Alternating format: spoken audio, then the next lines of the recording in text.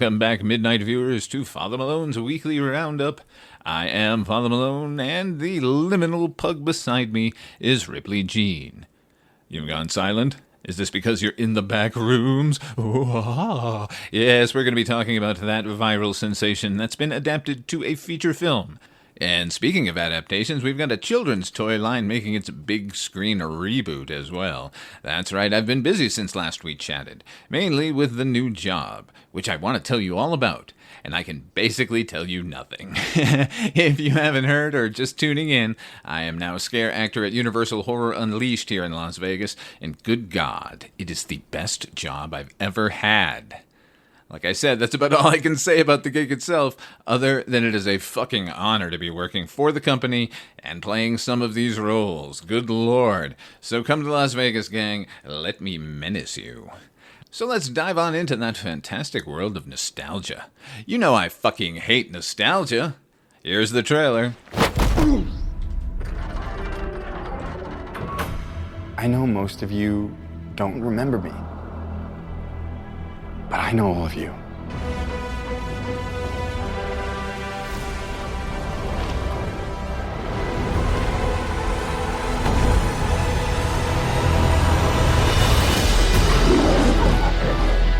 Even though I was stuck light years away on Earth, I never stopped trying to get back home. Everything changed since you left. It's all gone. Skeletor took my family.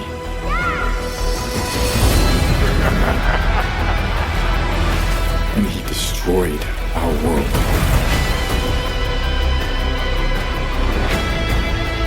It's all my fault. I know how it feels to fail. Take the sword. And when you fall, that's your chance to stand tall.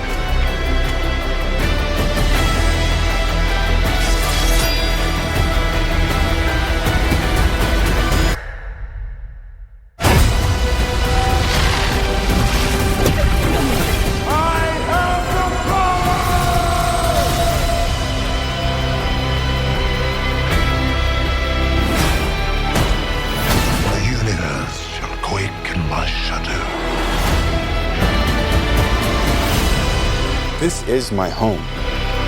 I'm gonna fight for it. But I can't do it without you.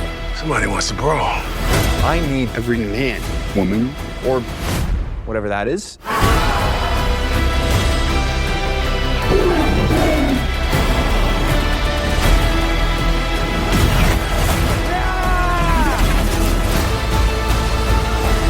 You may have the power, but you're too scared to use it. Trust me, I know how to use it.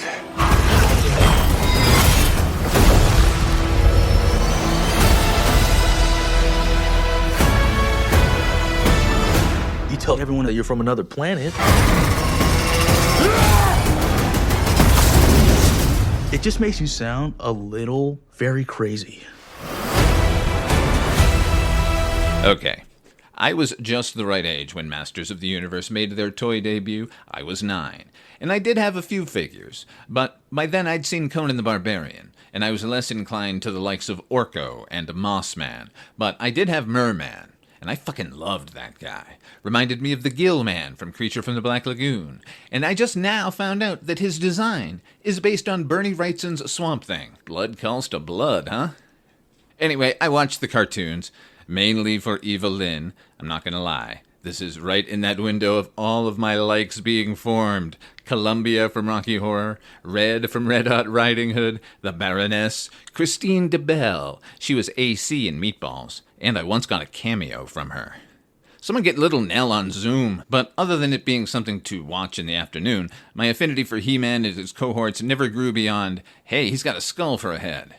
And then there was that first movie. Now, that movie is garbage. Just a slice of the best canon films was ever gonna do. That terrible script stranding our characters on Earth for most of the runtime, so they'd only have to build one set to represent all of Eternia. Gwildor. of all the gross, flatulent-looking monstrosities, and his evil, finger-pinching mechanical nightmare. Tila is in gray spandex. That girl from the Springsteen video is the lead character. Dolph Lundgren has always been an action star in search of a director. He needed someone who understood his actual charm, and wouldn't have been content letting him stone slab his way through most of his roles. Much like that of He-Man, which was fine for that film, because that was the way the character was written, and it was the only way that character was going to be written at that point in history. No one could have suspected that that film would still be rewatched all these decades later, and there's only one reason that is. Of course, Frank Langella's Shakespearean turn as the sidekick Skeletor to the film's true villain, Meg Foster's Eva Lynn. Fucking hell, ladies and gentlemen. Now, I think all shades of eye are alluring, but Meg Foster's blue transcend time and space. Did you ever see that adaptation of The Scarlet Letter with her playing Hester Prynne? You just look at her and you think, how can you punish her? Look into the eyes of an ageless goddess. Also, I don't remember Hester Prynne being such a fucking smoke show in that book, because all I can remember are Demi Moore and Meg Foster playing her. And in either of those cases, shut all your Puritan mouths. Anyway, Masters of the Universe is saved by Langella and his dedication to making it all so real. And that shot of Meg Foster when she first gets to Earth and she uses that device to see the past action as they're telling her the complete opposite, and she's just strutting. They've been threatening a remake or a reboot of He-Man for decades, with a gaggle of writers and directors attached and then fading, and there have been animated stabs at reviving it. Mark Hamill doing Skeletor for Kevin Smith, that's a no-brainer. But it wasn't until now that we've gotten a full-length, big-budget 21st century live-action flick. And it was surprisingly good. First off, the cast is across the board excellent. Even Jared Leto. Ooh, we love to hate him. Anyway, he's good. The kid playing He-Man is charming in an offhand way. And I've been a fan of human cartoon Camila Mendes since Riverdale. That's right, fuckers, I watched Riverdale. And in the first season, they had a crate heading to Horlicks University show up in one episode. So please, have sex with yourselves. But leave Lily Reinhart alone. They grew her in a lab and a beaker marked a girl next door. God, this is the horniest roundup ever. Speaking of, I didn't care if they ever made a He-Man movie. And then I heard Alison Brie was going to be Eva Lynn. Now, she is worth the price of admission, but then she always is. I've extolled her virtues when we talked about Us, but honestly, I've been a fan of hers since Community, and I watch literally anything she's in. Glow is on Netflix right now. Why aren't you watching it? It's one of the best shows of a century of great shows. The script for the reboot is the equivalent of the original films, as representing a time and place in cinema. So we get a prologue with young versions of our heroes and a basic framework for place and characters. Then it's off to Earth, because fish out of water stuff really works lately. But I didn't even hate that. Once the Eternia stuff started bleeding in, then it was exciting, and Prince Adam came alive as a performer. Make him do stuff. But it's when they get back to Eternia. Look, I refuse to say the name of the world they've decided, just like I will only ever say Harkonnen. That's where the film actually becomes a film. A schizophrenic, driven at times by greed and merchandising, and raw meat for fandom, as well as some genuine affection for these characters and their stories. That tone shifts between meta-commentary, satisfying the decades of Skeletor memes we've all come to know way more intimately than the original cartoon, and genuine blockbuster action cinema with an eye towards competing with cinema's reigning champ, the MCU. They're both equally successful, but I don't think it ever coalesces into a whole. You feel it like whiplash when Skeletor goes from genuine menace to insecure lout. Hey, do you have a favorite character? Well, there is a no doubt they're going to pop into frame at some point in this movie. Fan service? Fan blowjobs. 2 solid hours. Plenty of eye contact. It's bonkers how many peripheral and seemingly meaningless characters show up, either in the main plot or in one of the dozen mid-credit scenes promising more adventures of our new best pals. Yeah, everyone but Merman. They made sure to cater to every single one of the fandom out there. Just no Merman. Well, fuck you, Masters of the Universe. I'm kidding. I'm actually not recommending the film overall. At a certain point, the silly aspects are swallowed up by the big bad gotta have our leads cracking each other's skulls while our minor character subplots play out in perfect synchrony. And it becomes basically a CGI cartoon. And yeah, it's never meant as anything more than a popcorn movie, so you can solace yourself with that, but I bet there's still a movie to be made of this franchise that satisfies the moviegoer only. Alright, you ready for some old man shit, Midnight viewers? Here's the trailer. I found something. In the store. Okay. What did you find? The place.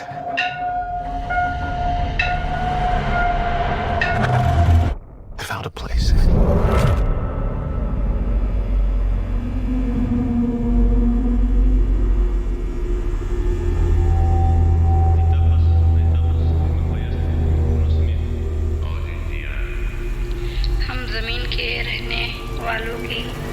Hello? आपको खुशामदीद कहते हैं। Anyone there?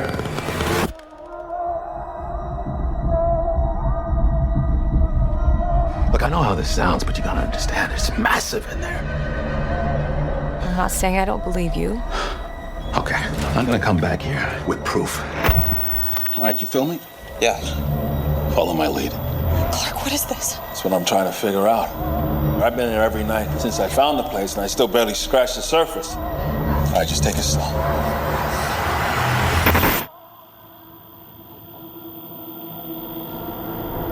Oh my God. Pull me up, pull me up, pull me up! What do you see? All these rooms. This place builds them. It's like a maze. It just goes on and on. Sometimes I'm scared I'll get lost. Clark, can you hear me? I don't understand. What is this?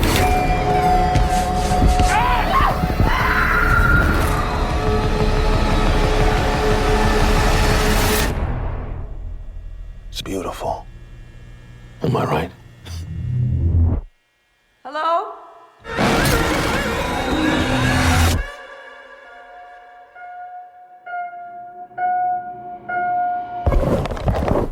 Back in 2019, the internet came to life, as it sometimes does, with a 4chan thread that featured photos of liminal spaces. A take on the wildly popular creepypasta genre of internet horror. Just unassuming walls for structures that had never been occupied and seemingly never ended. Fans took the idea of what these back rooms might be and what might dwell there, and they fucking ran with it, expanding in every direction with silly and sometimes downright sinister notions of what might befall you if you accidentally wandered between our world and it. Then, in 2022, Kane Parsons, a 17-year-old aspiring filmmaker, released his short called simply Backrooms. It was a 9-minute imagining of a filmmaker who accidentally falls into the spaces that very eerily match those of the original run of photographs. What transpires inside was economical and harrowing and thought-provoking and immensely satisfying. And popular. Everyone saw it. He followed it up with 24 or so shorts, each adding subtle shading to his version of the Backrooms mythology. If the shorts weren't so skillfully made, one might get the feeling the way they did Slender Man a few years back, when everyone was trying to get that movie out and made, until it took a more ominous shading. But of course, a feature film would follow, and of course, A24 would be vying with the usual suspect Blumhouse for the right to make it. When I heard they beat Blumhouse, I thought, good. Keep Jason Blum's grubby little paws away from another franchise. But after seeing the movie, maybe they should have involved him. Or someone. Like really any fucking person. Because the film I watched at 1 hour and 50 minutes, 220 with trailers, Get Your Shit Together, AMC, had about 3 good beats, and every fucking one of them were repeats of that short from 7 years ago. I'm not maligning Kane Parsons as a filmmaker. He did an admirable job at making a $10 million budget look at least 5 times that amount. And he should be congratulated. Clearly, the movie is raking it in, but the script was garbage.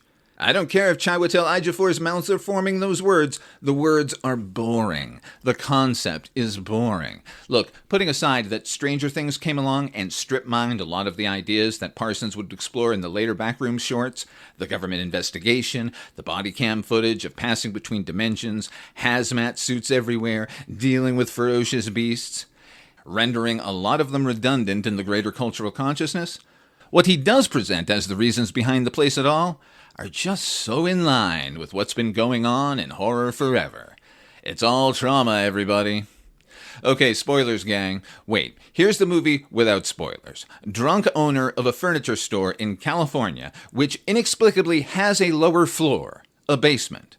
stumbles through a wall in the basement into the back rooms. And it's basically every iteration of the back rooms you've seen at this point. And then he's out. And then he's luring his young employees, who also shoot his commercials, think Better Call Saul's camera guys with less charm, to go back and document the action with him. Eventually, his therapist comes looking for him there, and she joins the fun, and then those hazmat suits show up, and there's a monster. Okay? All the action I just described is the back hour. Most of the first hour is getting to know our furniture store owning lead and his failed marriage brought on by his failure in the world of architecture and all the trauma he's not addressing, all the accountability he's not taking. And if that weren't enough, his therapist has her own trauma. Childhood trauma in her case. She had an agoraphobic mom who treated the outside world like it was another dimension. Do you get it? Have you figured it out yet, everybody? Now, whatever greater mythology exists about this new Backrooms dimension, and I'm sure we're going to be getting many sequels and other media with the amount of threads and breadcrumbs they lay scattered in every direction in this movie. Putting all that aside, the Backrooms, as we experience them through these characters, are their own memories played back. And every time the back rooms re-remembers it, it makes it all a little more distorted. So there are bits of furniture advertising pennants, and desks and armoires here and there, and they get weirder as the movie goes on, as do the people he encounters. Every time they're a little more grotesque, and apparently delicious. I won't ruin that any more than I just did. But it's the memories that are the problem, because the memories are all trauma-based. Luckily, childhood trauma defeats adult narcissistic trauma. Anyone else fans of Dawn of the Dead? The 78 film, which is the only film? What's that movie about? What are the zombies? On the most obvious level, they're a parody of American capitalism, mindlessly returning to the mall where they eat human flesh, the ultimate consumer. Or the zombies may be the youth revolution that had been erupting since Romero made Night of the Living Dead in the late 60s. Amongst that tumult, the zombies may in fact be the new society coming to supplant the old. And while we identify with our human leads, the fact is they're polishing the brass on the Titanic. Or the zombies might be representations of good old class warfare. Yes is the answer to all of those interpretations, no matter your viewpoint. Are vampires symbols of repressed Victorian sexuality or present-day queerness? Are they metaphors for drug addiction and fear of contagion? Yes, all of it. But the back rooms are just my own accountability, twisted and mirrored, and making me face it, or not. It's comeuppance horror. As Rockne O'Bannon and the Twilight Zone writers called it, a biter gets bit. It's so narrow in its focus while playing at being wider in scope. And listen, I love niche horror movies. Not every monster needs to be understood universally. Sometimes I've had quite enough of Elm Street and need to spend some time in the paper house. And there are certainly tiny horror tales that I feel are so idiosyncratic that they feel as though they were made for an audience of about 24, of which I consider myself a member. But none of the recent movies have aspirations so small, so actually focused. They're confusing enough springboards for what will no doubt be the same basic, boring, government investigates the unknown stories that they've been slapping on the screen since the 1950s. Look, you can write my dismissal off as that old guy in therapy. Of course he doesn't like it. Cuts a little too close to home. To which I would riposte, go fuck yourself, you myopic prick. Psychological horror done well is some of the finest in the genre. This is not that. This is once again bandwagon bullshit that thinks it's deeper than it is. I have always fucking said, you can't go wrong making dumb people feel smart. Not you, if you like this. I'm sure you're very intelligent. It's those other assholes I'm talking about. I'm raging a bit because this is such a terrible squandering of such a potent idea. Those abandoned man-made places we all find ourselves in at some time or another. Some underground parking garage, a cubicle farm before or after business hours. When we find ourselves in them, particularly in moments of silence, it's easy to feel like the world has slipped away. And in those moments, the limitless possibilities are just fire in every direction. What is this place? What will we see? What will we encounter? In this case, a giant sports team mascot that bellows and stumbles around slowly. That might seem ridiculous, but once you consider that it is our lead character's failure at his career and his marriage made flesh, it's super scary now. You're right, Megan. All of your coworkers are wrong. And I would look askance at that husband of yours. That is the Roundup for the week. Tune in Monday to a fest. We are talking Dormammu and the Dark Dimension with our Von Doomfest coverage of Doctor Strange. Meanwhile, over on the Patreon channel, we are continuing Step Off, where HP and I look at the one-season early 2000s wonder that was The White Rapper Show. Also, Vault 702 is reopening, where Nuka Coda Quantum and I are back evaluating radiation levels and character arcs of the Fallout TV universe and the greater Fallout universe in general. For Ripley Jean, I'm Father Malone. I'm going to keep scaring folks nightly, so you try to enjoy the daylight.